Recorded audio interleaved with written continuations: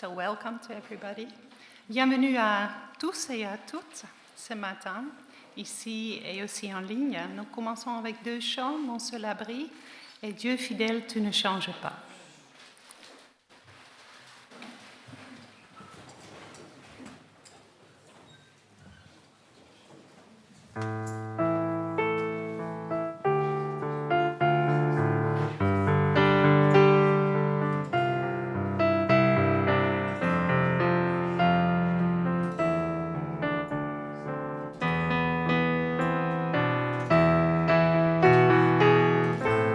Mon seul abri.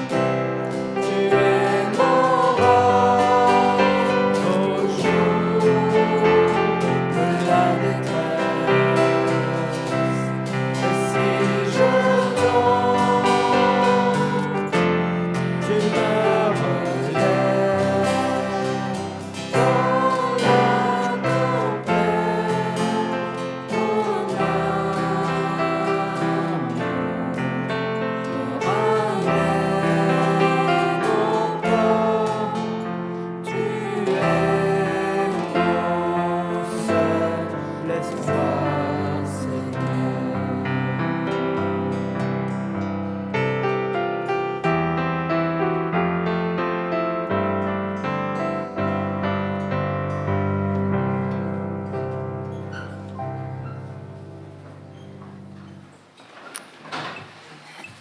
Prions.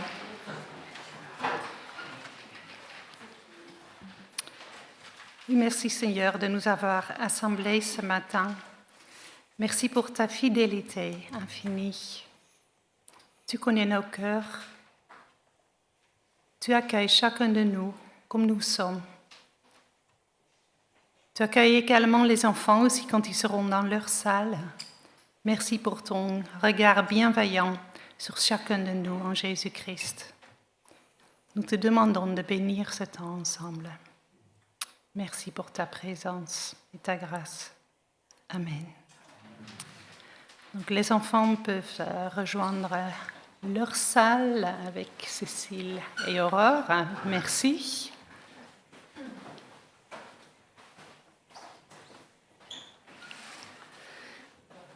Et nous lisons Psaume 30, versets 7 à 9.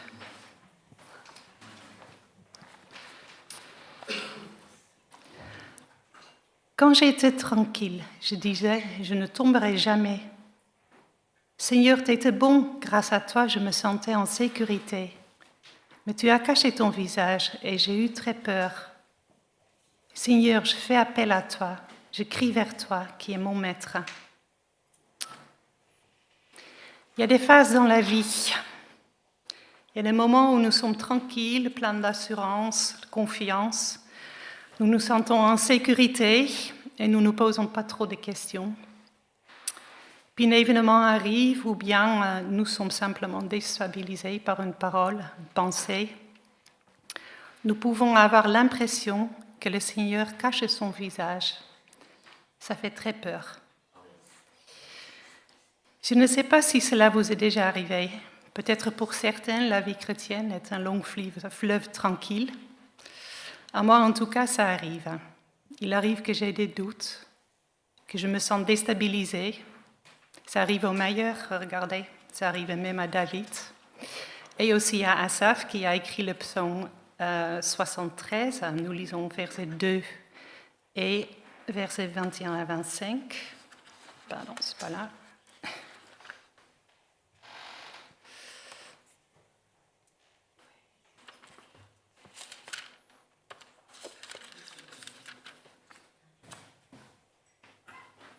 Dans ma Bible. Alors, pourtant, j'ai bien failli glisser. J'étais sur le point de tomber. Quand mon cœur était blessé, quand j'étais profondément déchirée, j'étais stupide, je ne comprenais rien. J'étais comme une bête devant toi. Pourtant, je suis toujours avec toi. Tu m'as pris par la main, tu me guides comme tu veux, puis tu me recevras avec honneur.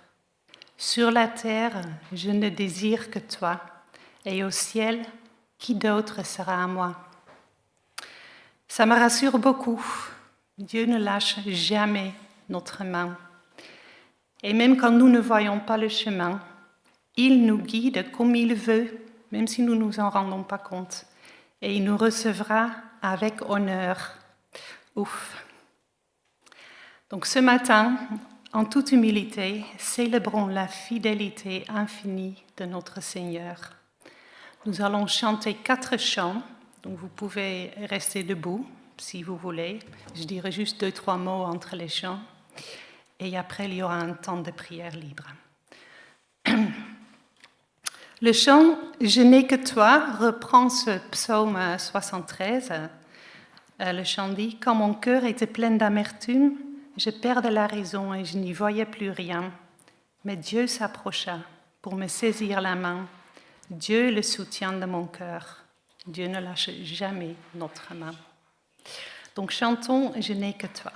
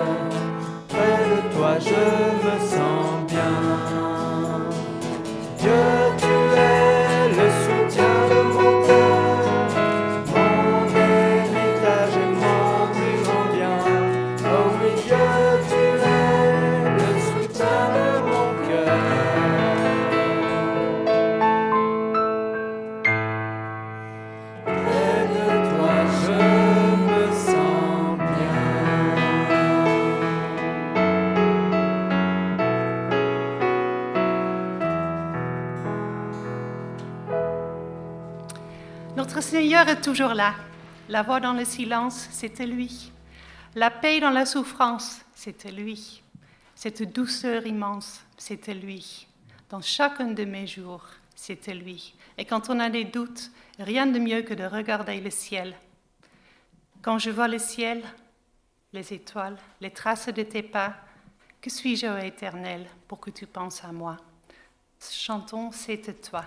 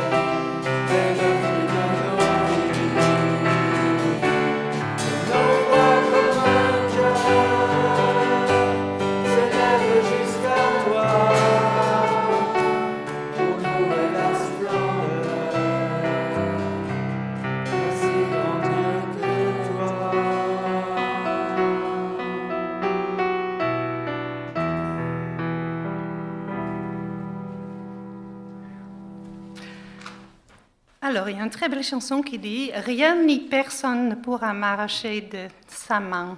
Alors, j'ai compris que ce chant est connu pour certains, pour d'autres non. Donc, si vous connaissez le chant, chantez avec nous. Et sinon, vous pouvez écouter, savourer les paroles.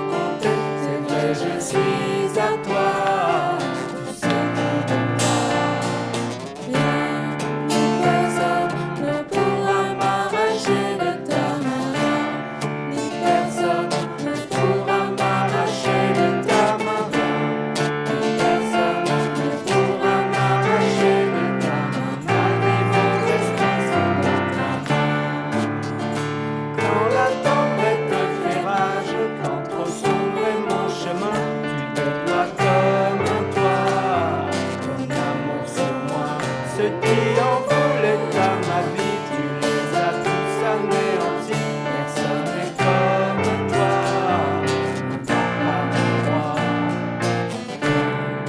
Personne ne pourra m'arracher de ta main. Personne ne pourra m'arracher de ta main. Personne ne pourra m'arracher de ta main. Ma vie, mon destin sont dans ta main.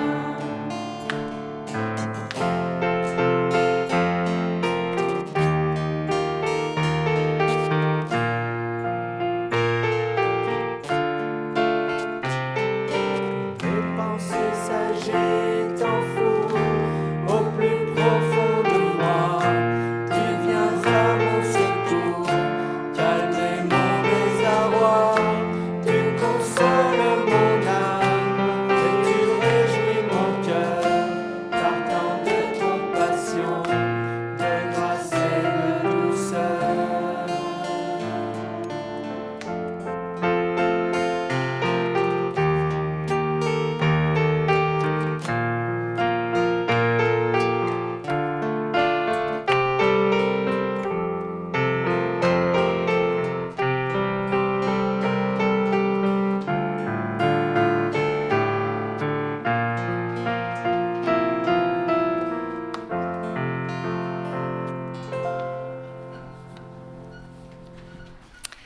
Le Seigneur connaît nos espoirs, il connaît nos craintes.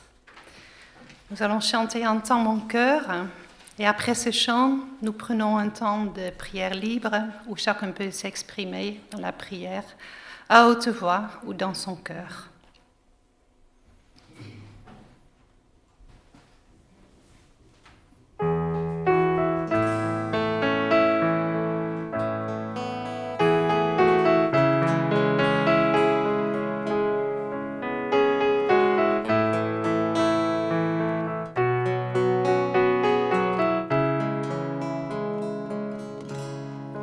Comment expliquer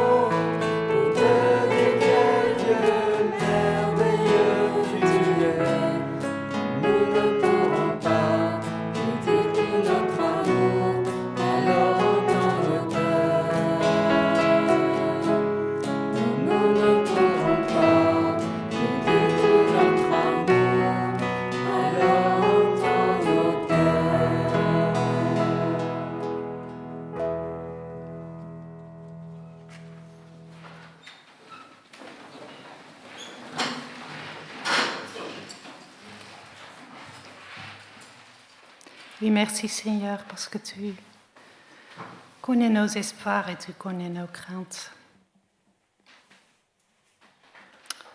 Tu connais nos cœurs mieux que quiconque.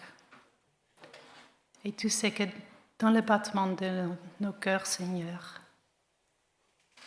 nous te remercions toujours d'être la vie, la vérité et le chemin. Sois loué, Jésus.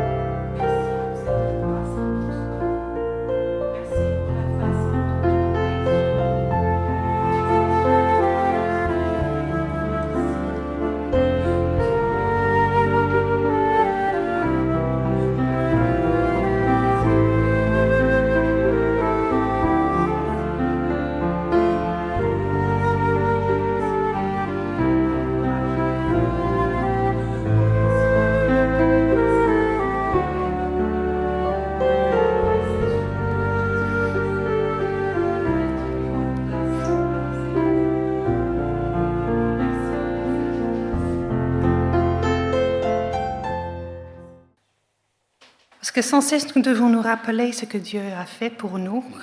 Dieu nous a unis au Christ dans sa mort et sa résurrection. Il a ainsi effacé nos vies anciennes et il nous a donné une vie entièrement nouvelle en Christ. Il nous a adoptés dans sa famille et a fait de nous ses enfants. Il nous a donné son Esprit Saint et a fait de nos corps son temple. Il a aussi fait de nous ses héritiers et nous a promis une destinée éternelle avec lui dans le ciel. Voilà ce qu'il a fait pour nous et en nous. Voilà ce que nous sommes en Christ. Et nous avons sans doute besoin de l'éternité pour tout comprendre. Donc nous sommes venus pleins d'assurance ou en humilité avec nos doutes. Mais Dieu reste le même. Jésus a donné sa vie une fois pour tous. Alors, si nous croyons cela, nous pouvons venir avec assurance.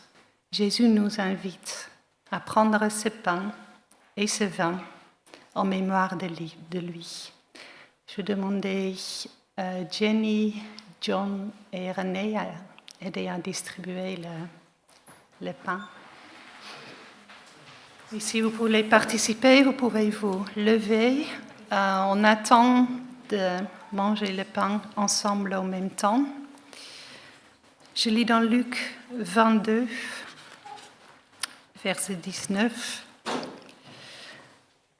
Ensuite, Jésus prend du pain, il remercie Dieu, il partage le pain et le donne aux disciples en disant « Ceci est mon corps, donné pour vous, faites cela en souvenir de moi. »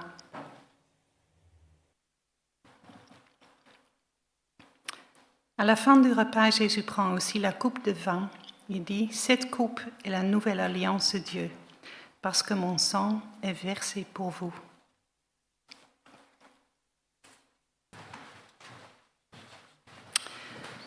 Jésus, jamais nous voulons oublier ce que tu as fait pour nous. Merci de nous avoir donné ce pain et ce vin en mémoire de toi. Nous voulons maintenant écouter ta parole, Seigneur. Je prie que tu ouvres nos cœurs, ouvre notre esprit, ouvre nos yeux, que nous puissions te voir. Bénis Lucie qui nous apportera de ta parole. En ton nom, Jésus. Amen. J'invite Lucie à venir.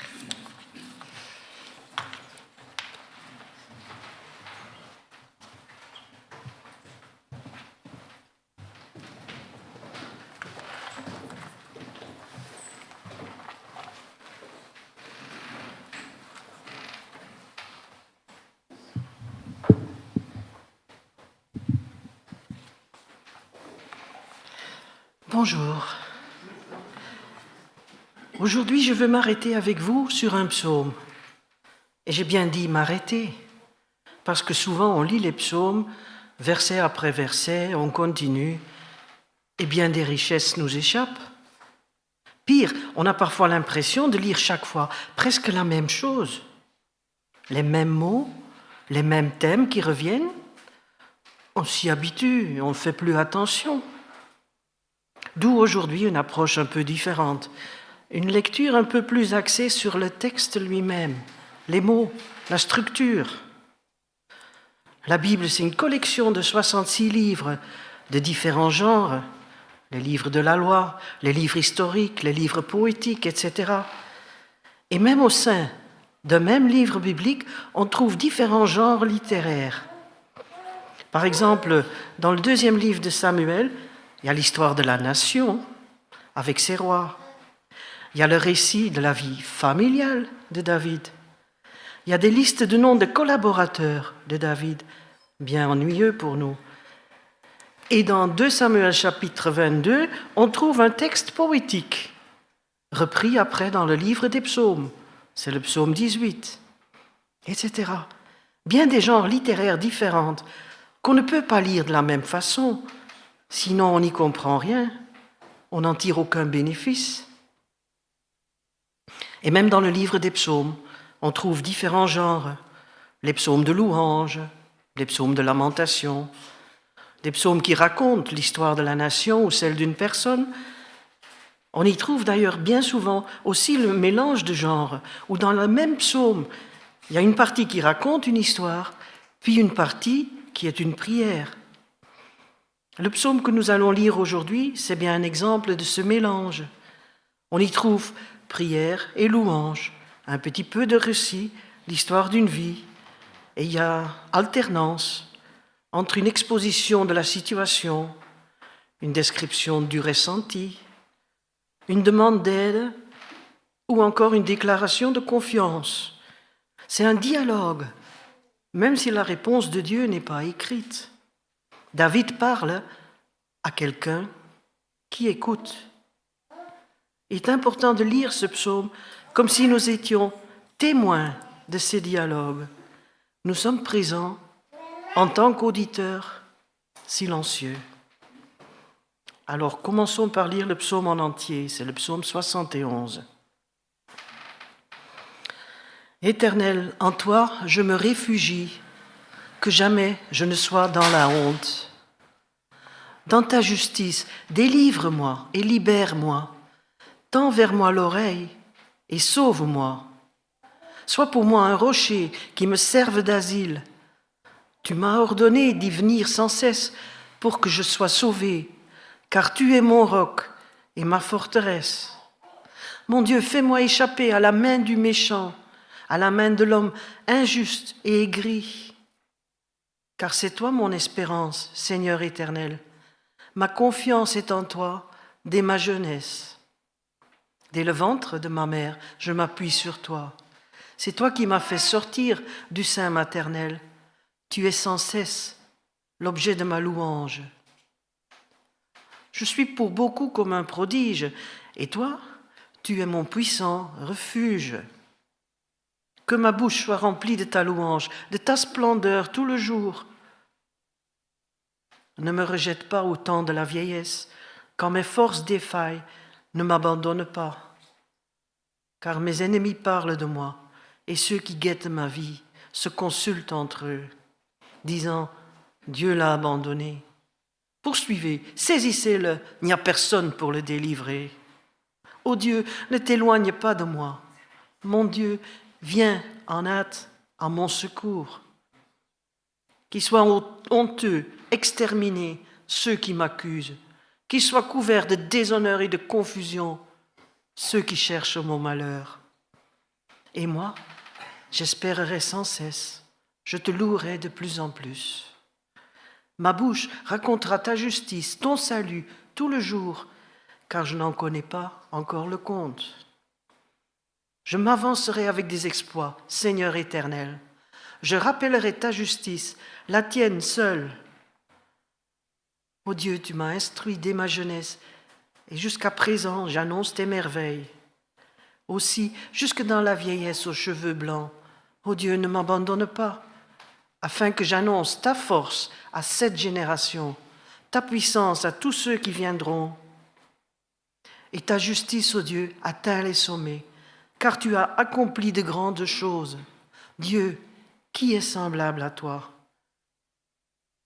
Tu nous as fait éprouver bien des détresses et des malheurs, mais tu nous redonneras la vie, tu me feras remonter des abîmes de la terre.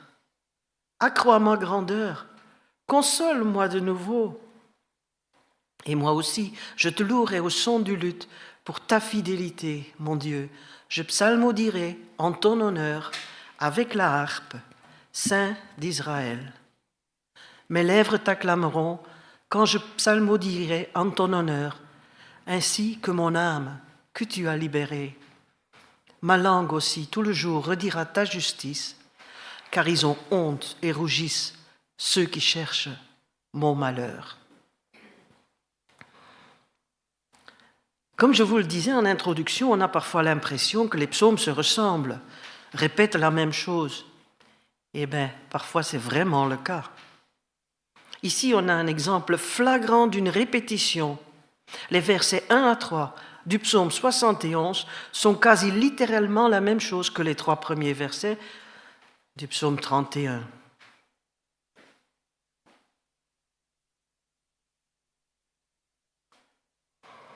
Au chef du chœur, psaume de David, même auteur, même parole, quasi.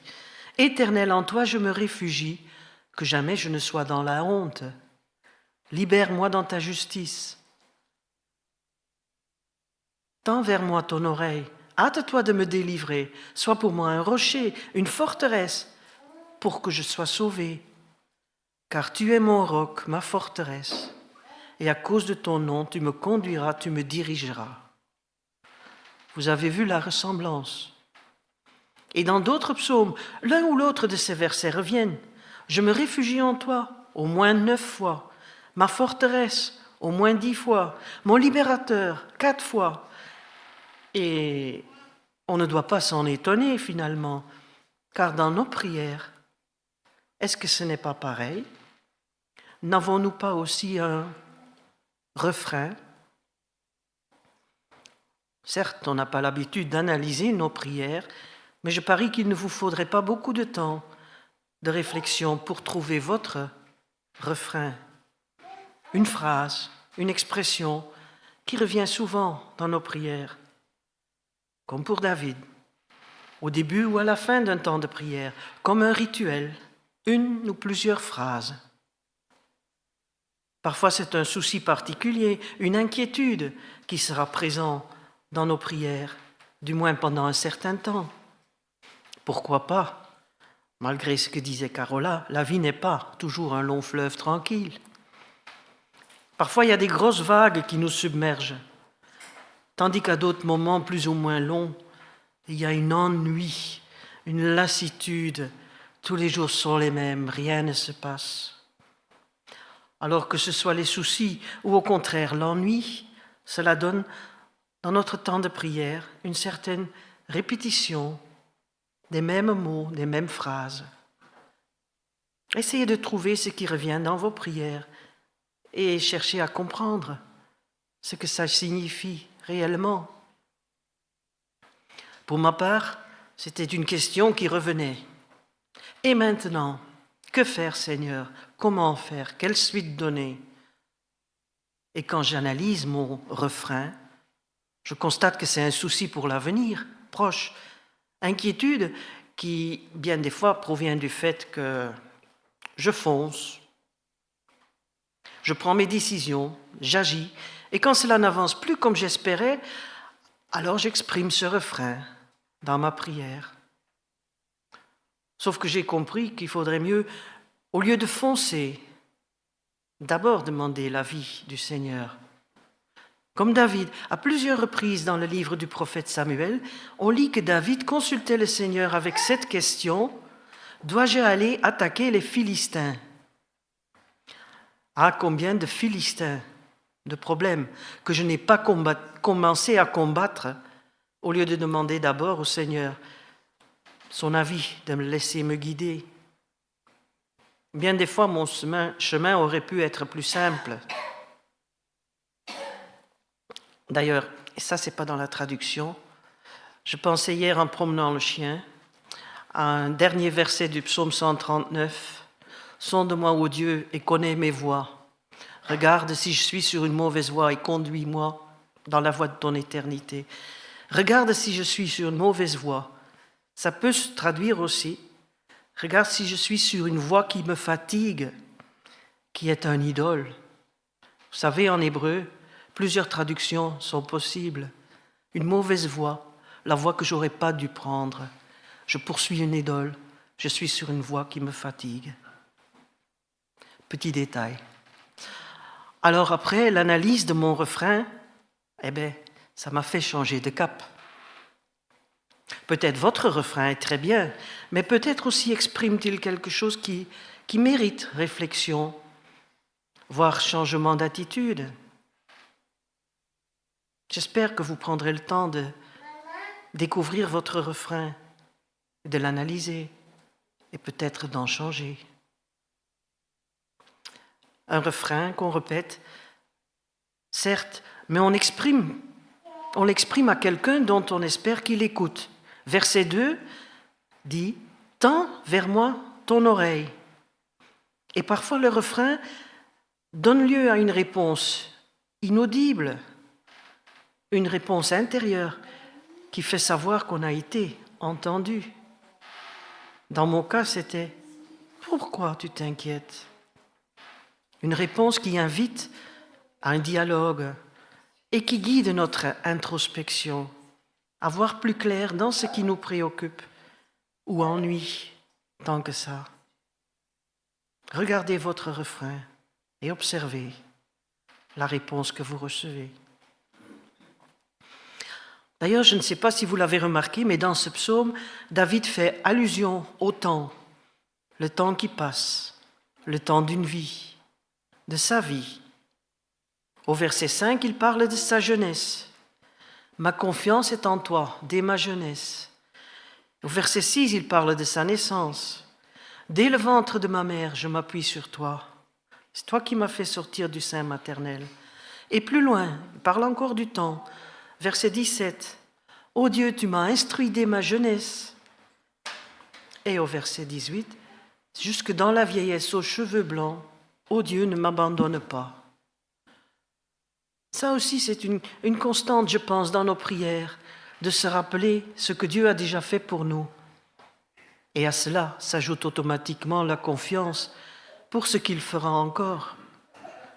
Même si nous ne voyons pas la solution, pas encore, le Seigneur voit au-delà de notre horizon et il agit, il a agi, il agira encore et vous serez étonnés encore. Regardons le contexte de ce psaume. David, il se trouve dans une situation périlleuse. Il parle de danger, d'ennemis, de honte. Certains commentateurs pensent à la fuite de David devant Saül, mais alors David était encore bien jeune. D'autres commentaires, et je veux bien les suivre, rattachent ce psaume à la fuite de David devant son fils Absalom, qui tente de lui voler la place du roi. Ah, cette famille! Ce fils, Absalom, a tué son frère Amnon, le fils aîné de David, celui qui devrait le succéder comme roi. Ce n'est pas pour ça qu'il a tué son frère, mais peu importe le contexte du meurtre pour nous dans ce psaume. David, il en a voulu pour ce meurtre à Absalom, qui a dû prendre la fuite. Il resta loin de Jérusalem pendant 3 ans, et une fois qu'il a osé revenir dans la ville, David a encore mis 2 ans avant qu'il a voulu le rencontrer de nouveau. Mais Absalom, lui, de son côté, il s'impatientait. Il était maintenant le fils aîné, après tout, et il aspirait à prendre la place de son père, le trône du roi. Il va jusqu'à s'autoproclamer roi, et il lance une expédition militaire contre David, son père. Mais Absalom sera finalement tué dans cette bataille. Voilà un peu le contexte pour David. il en a connu bien des difficultés. Il a déjà un certain âge, il a des enfants adultes, et dont encore le plus jeune, qui veut lui aussi à un moment donné lui prendre la vie. Ah, David, il a bien ce sentiment d'être menacé et d'être faible. Il dit au verset 9, « Ne me rejette pas au temps de la vieillesse, quand mes forces défaillent, ne m'abandonne pas. » Cela nous fait comprendre la répétition de son refrain, déjà lu aussi dans ce psaume 31, son refrain que je paraphrase. « Seigneur, tends ton oreille, délivre-moi, épargne-moi la honte, sois mon abri, ma forteresse à cause de ton nom. Parce que tu t'es engagé envers moi comme mon sauveur. » Et j'ai envie d'ajouter, pour toujours, comme le laissent sous-entendre les versets 20 et 21 du psaume. Ah, c'est pas joli à dire, hein? Tu nous as fait éprouver bien des détresses et des malheurs. Mais tu nous redonneras la vie. Tu me feras remonter des abîmes de la terre. Accrois ma grandeur, console-moi de nouveau. Accrois ma grandeur. D'autres traductions disent « Tu me rendras mon honneur ». Cet honneur qui lui fait défaut à cause du comportement odieux de son fils Absalom, de ses ennemis, parce que d'ailleurs il parle des ennemis au pluriel. Au verset 4, il dit « Mon Dieu, fais-moi échapper à la main du méchant, à la main de l'homme injuste et aigri. » Le mot pour méchant, on pourrait aussi le traduire par le criminel. Il ne s'agit pas de quelqu'un simplement menaçant, mais de quelqu'un qui s'est déjà rendu coupable d'un crime. L'injuste ou l'inique, c'est celui qui agit faussement, de façon non justifiée, pas selon l'ordre normal des choses. Et l'aigri, c'est littéralement celui qui voit rouge. C'est celui qui opprime et exerce la violence sur autrui à cause de son propre ressenti. Plus loin dans le psaume 71, on lit encore d'autres descriptifs des ennemis de David. Au verset 10, « Mes ennemis parlent de moi. Ceux qui guettent ma vie se consultent entre eux. » Un complot, pas un homme contre un homme, mais une multitude contre lui. Et d'ailleurs, c'est le propre de tout homme ou femme en position de pouvoir. Peu importe pour quel motif, valable ou pas, il y a toujours une forme de jalousie, le désir de prendre la place, ou encore de lui faire perdre la place, et parfois bien tout un tas de jugements, sans jamais se demander comment on ferait, comment on aurait fait à leur place. Et puis il y a aussi des extrapolations, des spéculations, des intentions qu'on leur soi-disant découvre. Les stars, télé, chansons, films, on les adore. Les personnes en vue dans la société pour leurs responsabilités, on les épie, on les guette, on cherche la faille. Mais quelle ne devrait pas être l'attitude du chrétien face à ceux qui sont au pouvoir? Paul dit de prier pour eux. Quelle est votre attitude envers ceux qui sont au pouvoir dans la société politique, au travail, le chef, le patron, le PDG? Quel est votre regard, votre ressenti envers ces autres?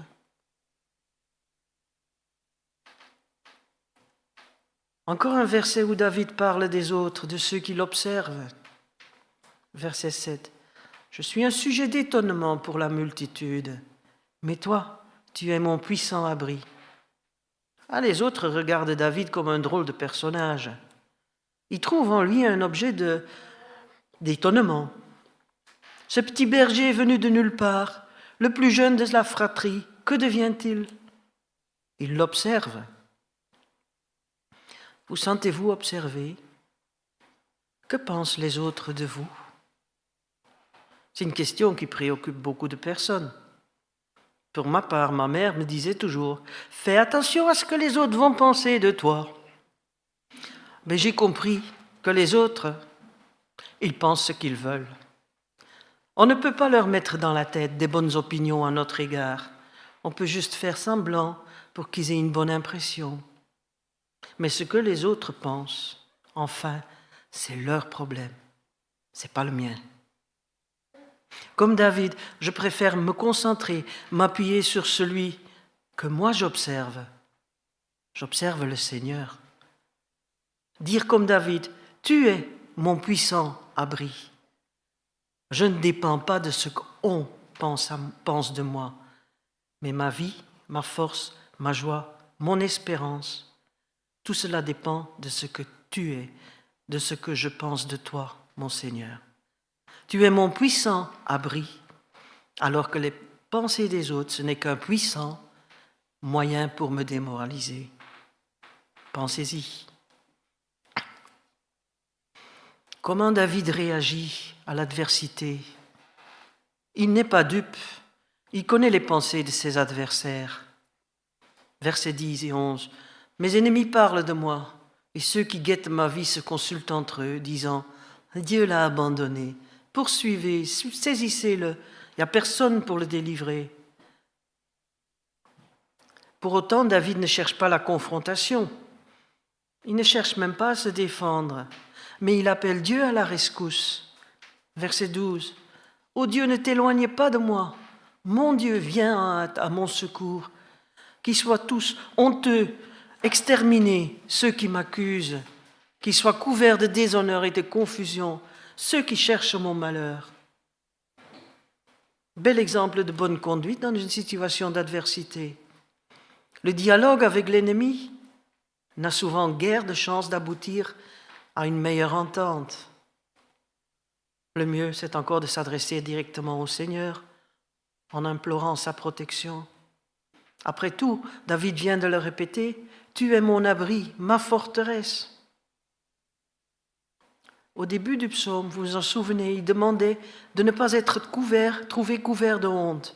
Dans sa prière, plus loin, on vient de le lire, il demande au Seigneur que la honte repose sur ceux qui lui veulent du mal, qui disent du mal. David est dans une drôle de position, bien inconfortable, mais plutôt que de chercher à se défaire de ses détracteurs, il cherche à s'approcher du Seigneur et il lui laisse le soin de s'occuper du sort de ses adversaires.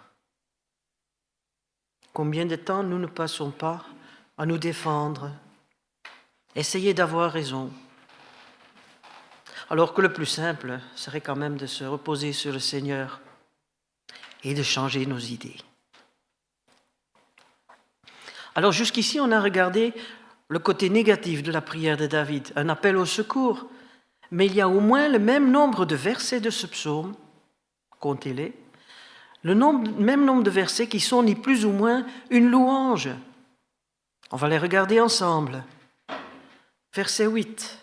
Quand David vient de dire que Dieu est son puissant refuge, il ajoute « Que ma bouche soit remplie de ta louange, de ta splendeur, tout le jour. » Et ce n'est qu'après ce verset qu'il va décrire ses ennemis.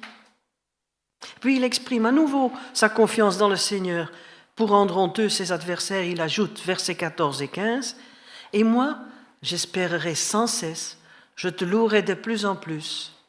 Ma bouche racontera ta justice, ton salut, tout le jour, car je n'en connais pas encore le compte.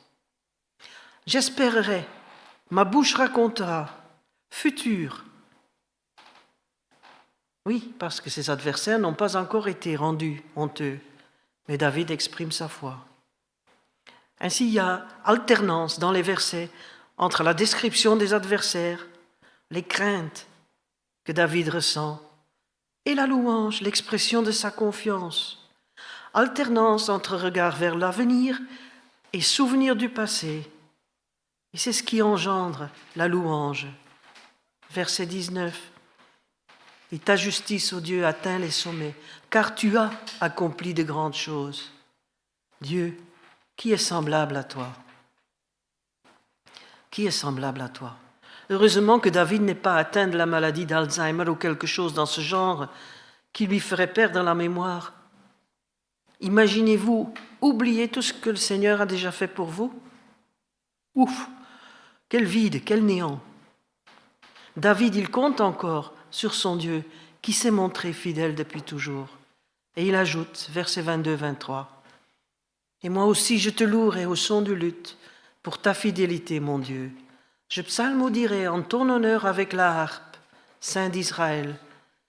Mes lèvres t'acclameront, et quand je psalmodierai en ton honneur,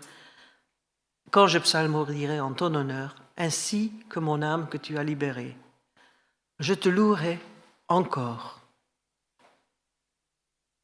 Une dernière étape dans notre regard, un peu plus littéraire, textuel, c'est on va regarder Dieu en action. Quels sont les actes de Dieu que David espère?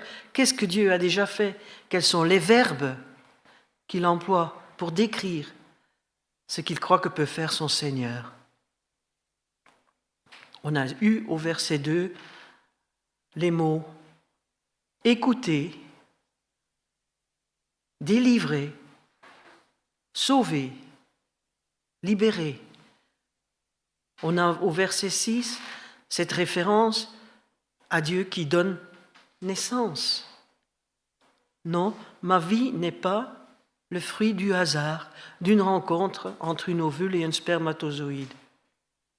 Comme David le décrit dans ce psaume 139, Dieu nous connaissait avant notre naissance, il connaissait déjà tous nos jours et il agit tout au long de notre vie. David, il compte bien. Verset 9, « Ne m'abandonne pas ». Verset 12, « Ne t'éloigne pas ». Il exprime sa foi. Dieu n'est pas capable de l'abandonner, de s'éloigner. Il peut cacher sa face un certain temps, mais il a promis de ne pas lâcher la main. Et nous, est-ce que nous avons cette confiance ? Rappelez-vous, David, dans ce psaume, il oscille entre la description de son malheur et l'expression de sa foi, entre les actes et attitudes de ses adversaires et les actions et les attitudes de son Dieu. Bref, c'est un psaume qui décrit la vie, la vraie vie telle qu'elle est réellement. Un psaume qui exprime souffrance et résilience. Un psaume qui articule le regard autour de soi avec le regard à plus haut que soi-même. Calvin, il a écrit « Les fidèles, par le récit même des maux qu'ils font devant Dieu, ils s'affermissent dans l'espérance d'être délivrés. » D'écrire nos mots devant Dieu sert à affermir notre espérance. Notre psaume mène à la persévérance spirituelle. David se rappelle au verset 17, « Ô Dieu, tu m'as instruit dès ma jeunesse et jusqu'à présent, j'annonce tes merveilles. » Et à son tour, il regarde vers l'avenir, il veut enseigner les plus jeunes. Verset 18, « Aussi jusque dans la vieillesse aux cheveux blancs, ne m'abandonne pas, afin que j'annonce ta force à cette génération, ta puissance à tous ceux qui viendront. » David persévère et ce psaume peut nous servir de modèle pour faire pareil. On ne va pas annoncer aux plus jeunes dans la foi combien le chemin peut être rude. Ils le savent déjà. Mais qu'on puisse leur annoncer combien l'attitude et les actions du Seigneur nous soutiennent, donnent force, consolent et nous amènent à faire ceci. Verset 14, à espérer sans cesse, à louer de plus en plus, tout en sachant que, comme l'écrit Paul aux Romains, chapitre 8, sachant que toute chose coopère au bien de ceux qui aiment Dieu, de ceux qui sont appelés selon son dessein, et que, verset 37, dans toutes ces choses nous sommes plus que vainqueurs par celui qui nous a aimés, et que, verset 39, rien ne pourra nous séparer de l'amour de Dieu en Christ Jésus, notre Seigneur. Amen. Je vais inviter les musiciens et chanteurs de revenir devant, mais je vous laisse une minute en silence pour réfléchir sur ce que vous avez entendu.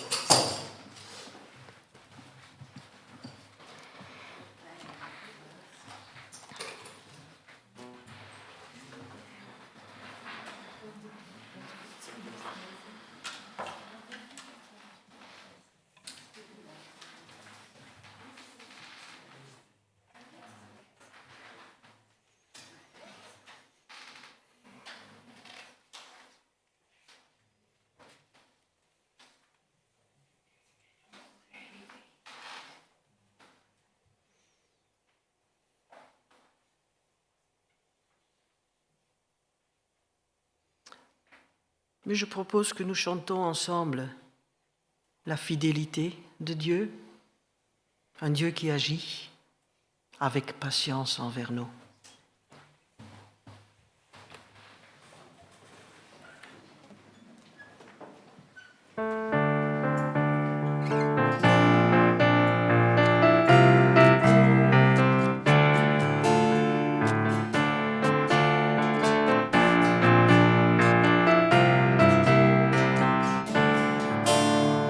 Avec patience, tu nous as nourris, tu as rassasié nos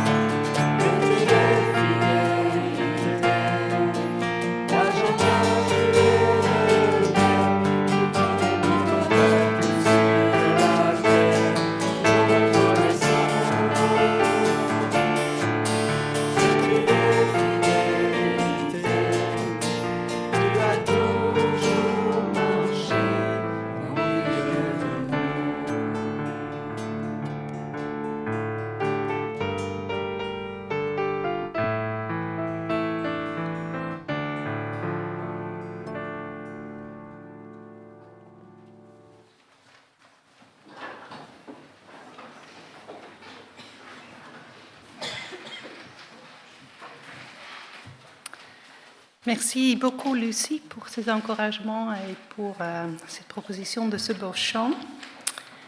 Heureusement que le Seigneur est patient, qu'il est fidèle, qu'il est beaucoup plus grand que nos soucis, nos difficultés, nos doutes, même de nos projets.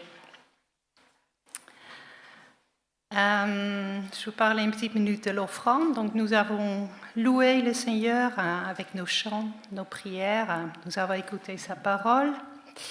Et nous pouvons également lui montrer notre reconnaissance en lui offrant une partie de toutes les bonnes choses qu'il nous offre. Donc, au fond de l'église, il y a une boîte dans laquelle vous pouvez mettre ce que vous avez mis de côté pour offrir à Dieu et à son œuvre. Sinon, le reste des annonces.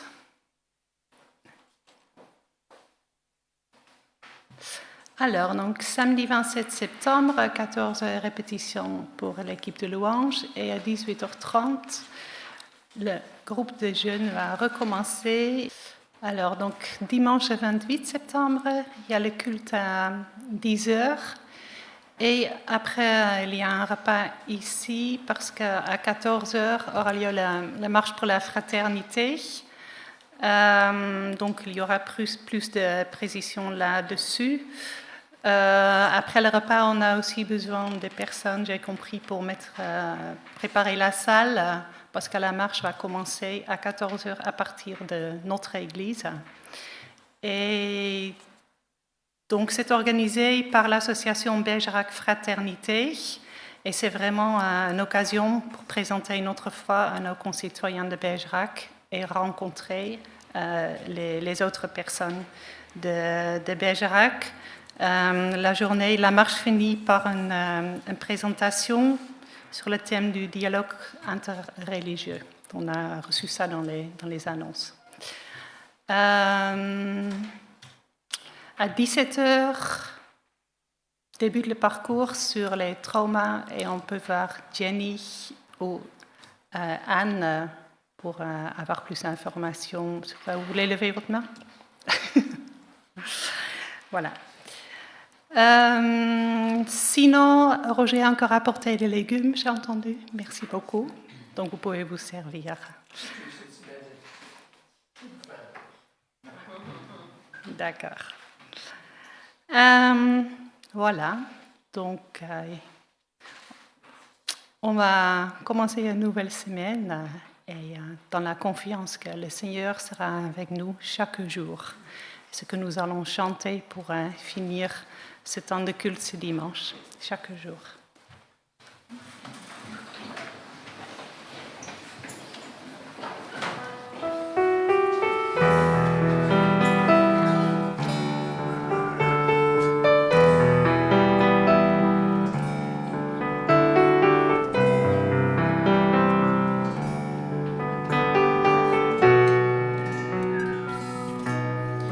Je ne pourrai pas tenir